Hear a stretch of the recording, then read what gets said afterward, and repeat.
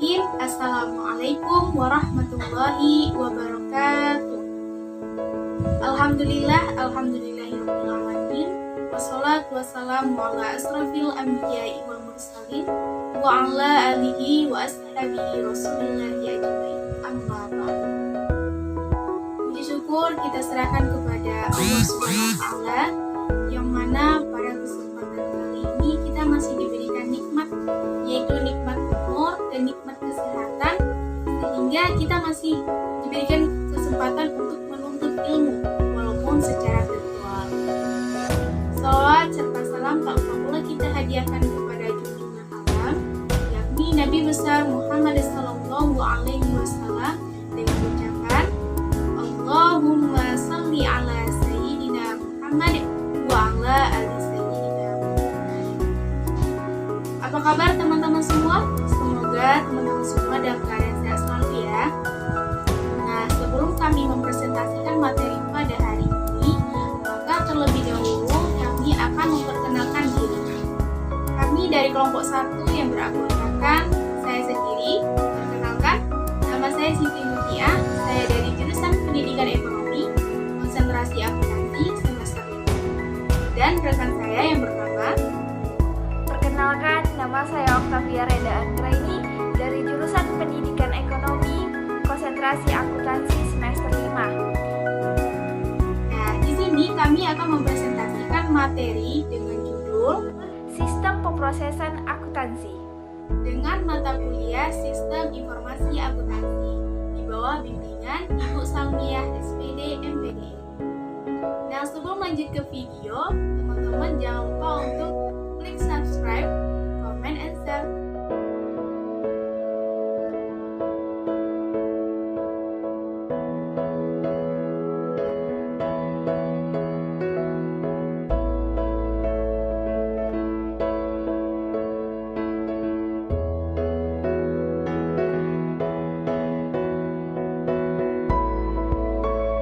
Baik, langsung saja kita masuk ke materi, yaitu yang pertama kita membahas tentang sistem informasi akuntansi dan organisasi bisnis. Nah, minggu lalu Ibu Salmiah sudah menjelaskan konsep-konsep dasar dari sistem informasi akuntansi. Sekarang coba kita ulang apa sih pengertian dari SIA itu. SIA itu adalah kumpulan sumber daya, baik itu manusia, peralatan, yang mana mengatur untuk mengubah data menjadi informasi yang dikomunikasikan kepada para pengambil keputusan.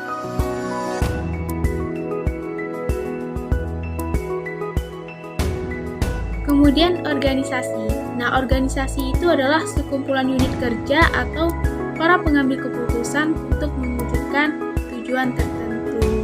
Nah, sebelum mewujudkan tujuan tertentu, maka organisasi itu atau suatu perusahaan itu harus memutuskan suatu keputusan. Dari mana suatu keputusan itu diambil? Dari dasar informasi yang telah diperoleh dari sistem informasi akuntansi tersebut. Jadi, sistem informasi akuntansi itu menghasilkan informasi. Informasi yang seperti apa? Informasi yang handal, relevan, yang mana dijadikan sebagai dasar untuk mengambil keputusan di sebuah perusahaan. Nah, itulah hubungan antara sistem informasi akuntansi dan organisasi bisnis. Suatu organisasi tidak akan bisa terkendali jika tidak ada sebuah sistem yang mengendalikan di belakangnya. Jadi, organisasi yang terkendali, yang bisa berkompetensi di dunia kerjanya, maka ada sebuah sistem yang mengendalikannya. Seperti itulah hubungan antara sistem informasi akuntansi dan organisasi bisnis. Bagaimana sudah dijelaskan sebelumnya, bahwasanya sistem informasi akuntansi itu adalah sebuah sistem yang menghasilkan informasi sebagai landasan pengambilan keputusan. Nah, kira-kira siapa ya yang pemakai informasi ini? Nah, yang pemakai informasi ini ialah pihak internal dan eksternal. Pihak eksternal itu pihak yang seperti apa? Seperti para investor, para pelanggan, para pemerintah, ataupun masyarakat secara umumnya. Misalnya nih, pelanggan. pelanggan menerima tagihan dan kemudian melakukan pembayaran yang diproses dalam sistem informasi akuntansi. Jadi sistem informasi akuntansi itu menghasilkan informasi tentang tagihan ataupun pembayaran yang mana bisa diketahui oleh para pelanggan. Seperti itu. Nah, kalau pihak internal itu seperti apa? Pihak internal itu seperti para manajer. Dalam struktur organisasi itu, manajer itu ada terdiri 3 tingkat, yaitu manajer bawah, manajer menengah, dan manajer atas atau manajer puncak. Nah, setiap manajer ini membutuhkan informasi yang berbeda-beda. Nah, contohnya kalau dalam manajer bawah itu, dia membutuhkan informasi untuk pengendalian operasionalnya, seperti itu. Kalau manajer menengah membutuhkan informasi untuk apa? Informasi yang bisa mengendalikan manajemen, seperti teknik perolehan, lokasi pabrik, ataupun pemakaian anggaran. Nah, itu untuk manajer tingkat menengah. Kemudian manajer tingkat atas membutuhkan informasi yang seperti apa? Yaitu membutuhkan informasi yang bisa merencanakan strategis. Nah, penetapan tujuan organisasi, dia membutuhkan informasi yang bertujuan untuk tujuan organisasi. Kemudian pendefinisian sasaran, kebijakan, pedoman umum yang mengarahkan alur organisasi. Nah, itulah informasi yang dibutuhkan oleh setiap manajer. Nah, selanjutnya kita membahas tentang proses bisnis. Nah, teman-teman tahu tidak apa itu proses bisnis? Nah, proses bisnis adalah sekumpulan aktivitas yang menerima satu atau lebih masukan, yaitu input, yang mana menghasilkan output yang bernilai bagi pelanggan. Nah, contohnya kalau dalam dunia manufaktur, input itu berupa bahan baku mentah yang kemudian dikonvensi atau diproses menggunakan mesin, tenaga kerja, ataupun sumber daya yang lainnya, sehingga menghasilkan output, yaitu berupa produk ataupun jasa. Yang mana produk dan jasa ini ada nilai gunanya gitu, atau nilai tambahnya bagi pelanggan. Kita lihat diagram ini teman-teman, yaitu proses bisnis PT XXX. Nah, diagram ini kalau kita lihat atau kita perhatikan, dia itu terbagi menjadi 3 bagian. Nah, inilah yang disebut sebagai klasifikasi proses biaya. Klasifikasi proses biaya itu apa sih? Bagian-bagian tertentu yang memiliki fungsi tertentu. Nah, kalau bagian atas ini ada namanya manajemen proses. Yang mana manajemen ini adalah manajemen yang di bidang proses yang mengendalikan pengoperasian sistem. Contohnya seperti manajemen strategi ataupun quality management planning and system. Jadi dia lebih kepada mengendalikan pengoperasian sistem. Nah, yang kedua itu adalah product realization atau disebut proses operasional, yaitu suatu proses yang mengikuti bisnis inti dan menciptakan aliran nilai utama. Jadi contohnya itu dari proses produksi, kemudian menjadi bahan jadi, kemudian disalurkan kepada para pelanggan, kemudian terjadilah transaksi penjualan, kemudian iklan dan pemasaran dan lain sebagainya. Nah, kemudian bagian supporting process. Supporting process itu adalah proses pendukung yang mana mendukung proses inti, contohnya seperti akuntansi, perekrutan ataupun pusat bantuan, seperti itu. Selanjutnya yaitu fungsi dari proses bisnis. Ada 3 fungsi dari proses bisnis. Yang pertama itu adalah proses bisnis bisa membantu manajer dalam mengambil keputusan. Ketika manajer dihadapi sebuah permasalahan yang besar, maka manajer bisa mengambil sebuah keputusan yang dilandasi dengan proses bisnis tersebut. Yang kedua adalah membantu pelanggan untuk memprediksi proses bisnis. Nah, dari proses bisnis ini, pelanggan bisa memperoleh informasi, yaitu berupa kapan proses produksi itu dimulai, kapan proses produksi itu berakhir, seperti itu. Kemudian yang terakhir adalah membantu para pekerja perusahaan untuk mengerti tugasnya masing-masing. Dari proses bisnis ini, para pekerja mendapatkan informasi, oh seperti itu ya pekerjaan saya, oh seperti ini ya yang harus saya lakukan dalam bidang ini, seperti itu. Jadi fungsi dari proses bisnis ini adalah melahirkan atau menghasilkan informasi-informasi yang dibutuhkan oleh para pelanggan, para tenaga kerja, dan para manajer. Kemudian adalah tahap proses bisnis. Nah, dalam proses bisnis ini memiliki tahapan-tahapan. Yang pertama itu adalah analisis kegiatan usaha. Nah, kalau kita ingin memulai suatu proses bisnis, maka kita harus mengetahui atau menganalisis kegiatan usaha kita. Apakah dia termasuk kegiatan usaha manufaktur kah, kegiatan usaha jasa kah, ataupun perdagangan. Nah, kemudian step kedua adalah penentuan proses bisnis. Penentuan proses bisnis. Nah, ketika kita sudah menganalisis kegiatan usaha kita, contohnya usaha manufaktur, maka kita harus menentukan proses bisnisnya. Seperti apa yang dibutuhkan dalam usaha manufaktur tersebut. Kemudian pelaksanaan proses bisnis. Nah, step ketiga itu melaksanakan dari yang telah kita tentukan dalam proses bisnis tersebut. Kemudian telah terlaksananya proses bisnis tersebut, maka step keempat adalah evaluasi bisnis tersebut. Apakah kinerja dari usaha manufaktur yang kita rintiskan tersebut dalam proses bisnis tersebut sudah baikkah atau belum? Jika belum, strategis apa yang harus kita lakukan ke depannya? Seperti itu. Kemudian kita bahas tentang siklus pemrosesan transaksi. Nah, sebelumnya teman-teman harus mengetahui bahwa siklus pemrosesan transaksi ini adalah bagian dari sistem pemrosesan transaksi. Jadi intinya seperti ini teman-teman. Di dalam sistem pemrosesan transaksi itu terdapat siklus pemrosesan transaksi. Jadi sebelumnya kita harus mengetahui apa itu sistem pemrosesan transaksi.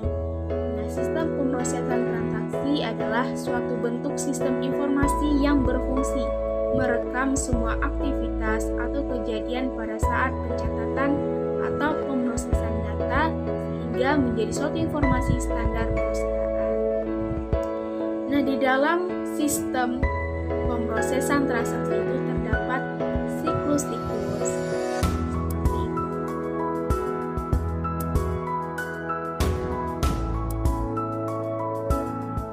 Selanjutnya yaitu siklus dalam pemrosesan transaksi. Nah, kalau dilihat dari diagram ini, teman-teman bisa lihat bahwasanya siklus pemrosesan transaksi itu terdapat 4 siklus. Yang pertama yaitu siklus pendapatan, kemudian siklus pengeluaran, produksi, dan keuangan. Dan juga ditambah dengan siklus pelaporan. Jadi 5 ya, teman-teman. Nah, di sini pada diagram ini dijelaskan bahwa kejadian pertama itu adalah kejadian ekonomi. Kejadian ekonomi itu seperti apa? Penjualan, kemudian pembelian, kemudian pengeluaran kas atau pembiayaan, kemudian kejadian-kejadian dalam proses produksi seperti itu. Nah, kemudian dari kejadian-kejadian ini timbullah transaksi. Dari transaksi ini maka dialokasikan apakah termasuk dia ke siklus pendapatan atau siklus pengeluaran atau siklus produksi atau siklus keuangan seperti itu. Nah, kalau siklus pendapatan ini siklus yang seperti apa? Yaitu siklus yang menerima kas atau siklus penjualan atau siklus yang mana sebuah perusahaan mendistribusikan produk atau jasanya kepada entitas-entitas yang lainnya sehingga perusahaan bisa menerima kas tersebut baik secara piutang maupun secara langsung atau kas ya, cash. Kemudian siklus pengeluaran. siklus pengeluaran ini adalah pengeluaran kas, baik itu pembelian barang produksi atau pembelian bahan baku, kemudian atau menggaji karyawan, itu kan mengeluarkan kas itu. Nah, dia termasuk kepada siklus pengeluaran. Kemudian siklus produksi.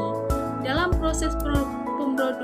proses produksi itu terdapat kegiatan-kegiatan yang melibatkan seperti mesin, kemudian karyawan, mengalokasikan biaya ke setiap departemen-departemen dalam proses produksi. Nah, itu termasuk ke dalam siklus produksi. Kemudian siklus keuangan. Siklus keuangan ini termasuk ke dalam pemodalan atau anggaran-anggaran dalam perusahaan. Nah, dari siklus-siklus ini maka menghasillah sebuah informasi, yang mana informasi-informasi ini dalam bentuk laporan. Nah, laporan yang seperti apa? Yaitu laporan keuangan. Nah, laporan keuangan inilah yang dijadikan sebagai landasan dalam pengambilan keputusan. Nah, dalam laporan keuangan ini yang dikelola oleh sistem informasi akuntansi tadi, maka menghasilkan informasi sebagai dasar pengambilan keputusan oleh para pihak internal maupun eksternal.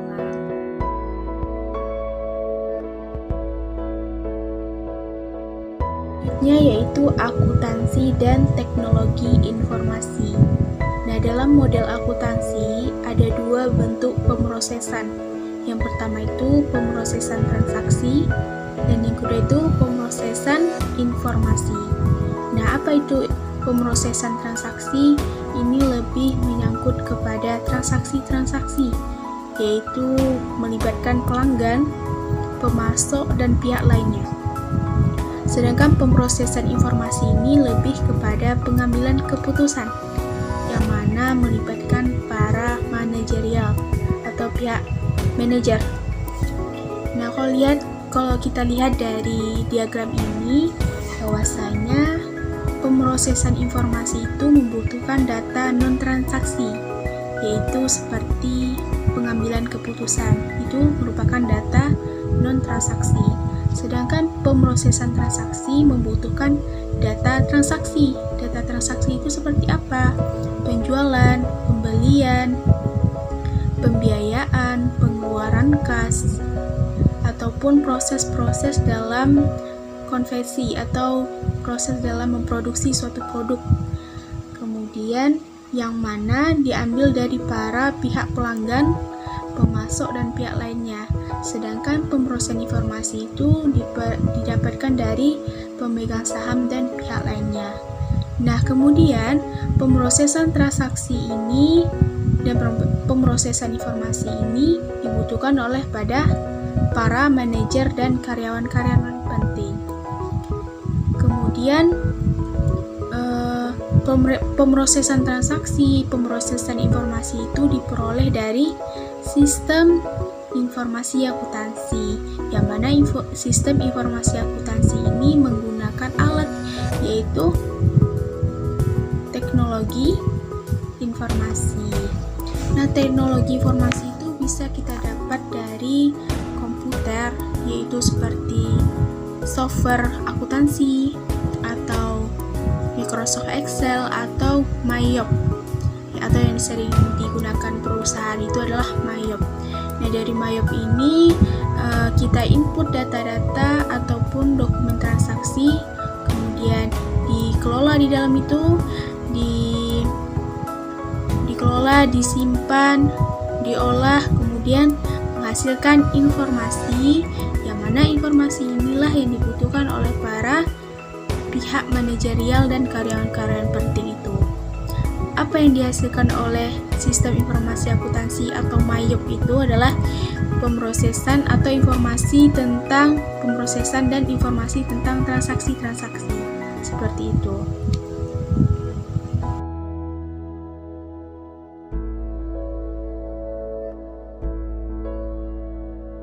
Kemudian teknologi informasi yang seperti apa sih yang bisa mendukung dari sistem informasi akuntansi di perusahaan?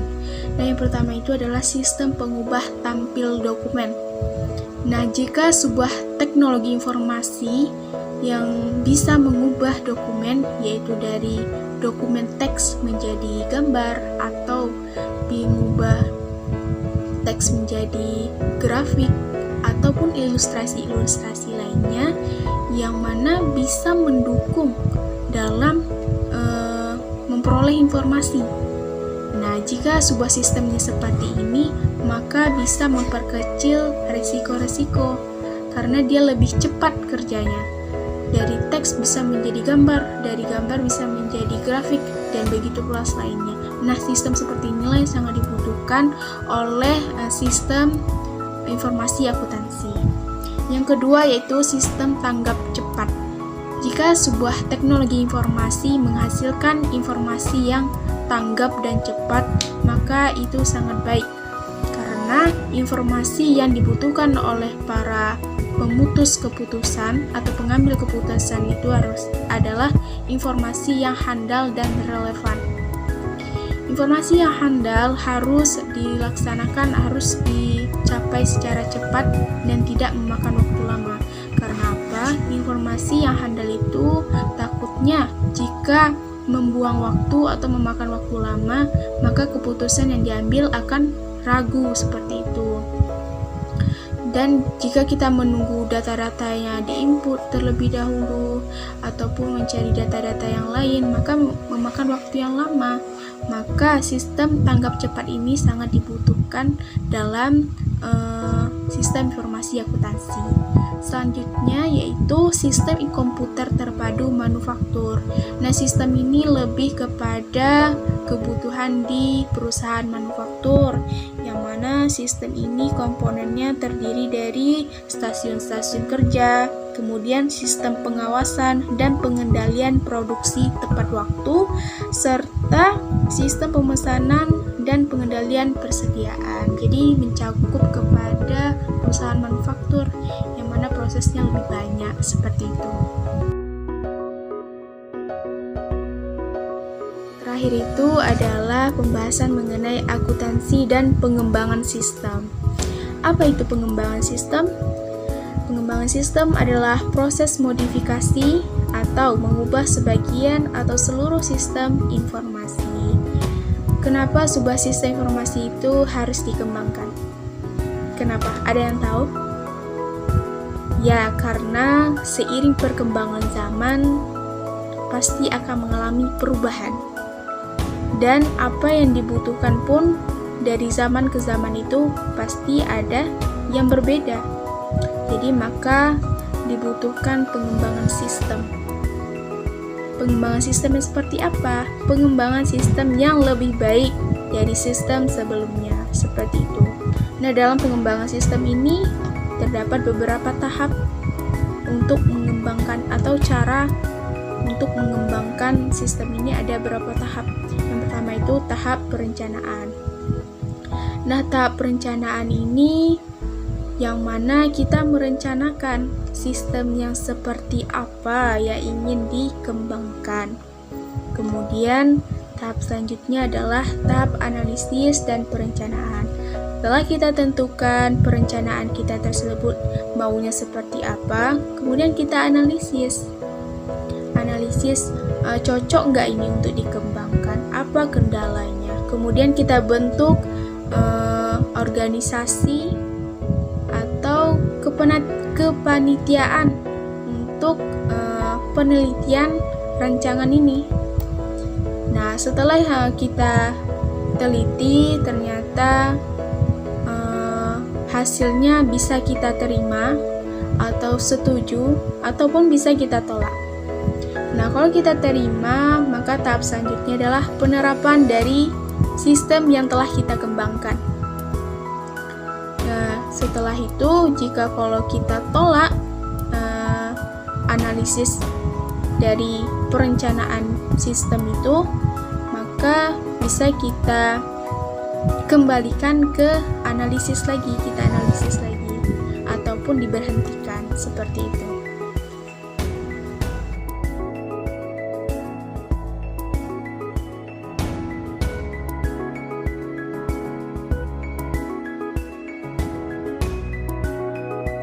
hasil presentasi dari kelompok kami, jadi dapat disimpulkan bahwasanya sistem informasi akuntansi merupakan sekumpulan sumber daya yaitu manusia dan peralatan yang mana diatur untuk menghasilkan informasi yang digunakan oleh para pengambil keputusan di perusahaan.